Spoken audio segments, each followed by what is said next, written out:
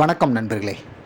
Tamil cinema வரலாற்றில் தவிர்க்க முடியாத, மறக்க முடியாத, மறைக்க முடியாத ஒரு ஆள் யாருன்னா திரு ஏஆர் ரஹ்மான் அவர்கள். 1992 ஆரம்பித்து இன்றைக்கி 32 வருஷ காலகட்டத்தில் எத்தனையோ அவார்டுகள், ஆஸ்கார் அவார்டுலேருந்து 7 தேசிய அவார்டுலேருந்து ஏகப்பட்ட அவார்டுகள், ஏகப்பட்ட படங்களுக்கு இசையமைச்சிருக்காரு.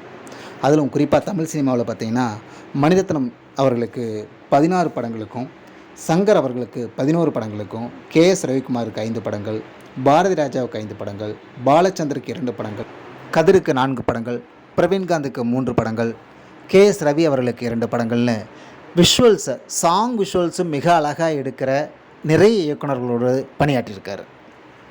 அதுலேயும் குறிப்பாக தமிழ் சினிமாவில் நடிகர்கள்னு பார்த்திங்கன்னா ரஜினிகாந்த் அவர்களுக்கு 9 படங்கள், கமலஹாசனுக்கு 3 படங்கள், விஜய்க்கு 5 படங்கள், அஜித்துக்கு 3 படங்கள், பிரபுதேவா, அரவிந்த் சாமி ஆகியோருக்கு 5 படங்கள், அர்ஜுனுக்கு 4 படங்கள் அப்படின்னு சொல்கிறது எல்லா ஆர்டிஸ்டோடும் கம்பைன் பண்ணி இவர் பணியாற்றியிருக்காரு.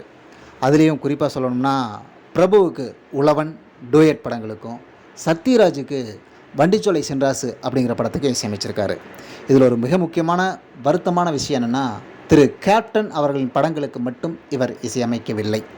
அது தானாக நிகழ்ந்ததா, சூழ்நிலை அமையலையா அப்படிங்கிறது தெரியல. கிட்டத்தட்ட 92 இவர் அறிமுகமாகும்போது கேப்டன் அவர்கள் 100 படங்கள் நடித்து முடிச்சிட்டாரு. அதுக்கு பின்னாடி 2010 வரைக்கும் அவர் கிட்டத்தட்ட ஒரு 51 படங்கள் நடித்தார். ஆனால் இதில் எந்த ஒரு படத்துக்கும் ரஹ்மான் அவர்கள் இசையமைக்கவில்லை. சூழ்நிலை அமையலை.